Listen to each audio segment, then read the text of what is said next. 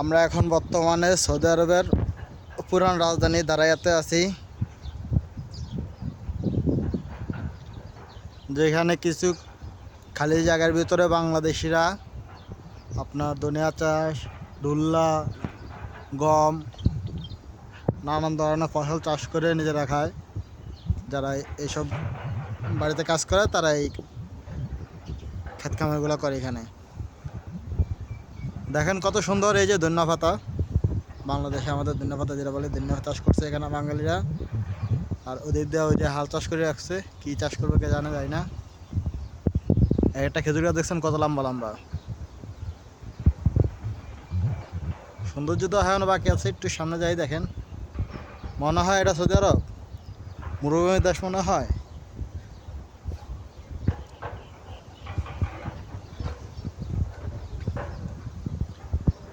দেখেন আমাদের বাংলাদেশে ঘাস বলে, ঘাস, তারপর ডুল্লা, কি শাক বলে এটাকে। কি সুন্দর দেখছেন। যত দূর যায় তত দূর এই সৌন্দর্য। মনে হয় না যে সৌদি আরব আছি, মনে হয় যে বাংলাদেশের একটা ছোট একটা অংশের ভিতরে আমরা এখন আছি।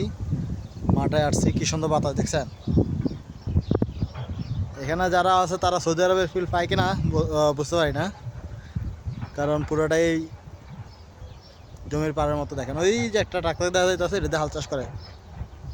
দেখি জুম করার চেষ্টা করি। এই যে দেখছেন, এটা হলো ট্রাক্টর।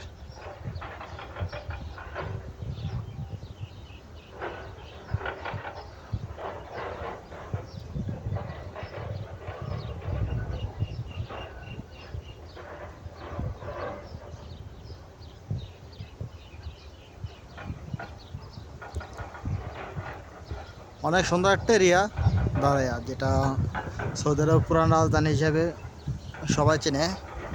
এখানে যত শেখ, আমাদের বাংলাদেশের ভাষায় যারা বলে মন্ত্রী, মিনিস্টার, সরকার, এইসব এরিয়াতে থাকে এরা।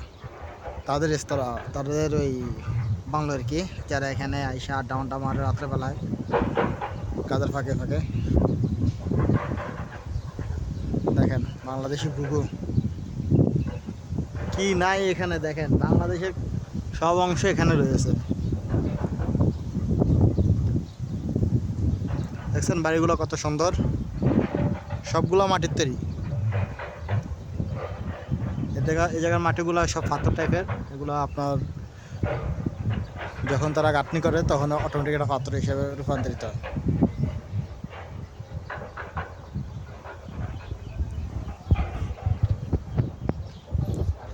দেখেন আমাদের এক বাংলাদেশি দেশি, কেমন লাগতেছে এরিয়াটা?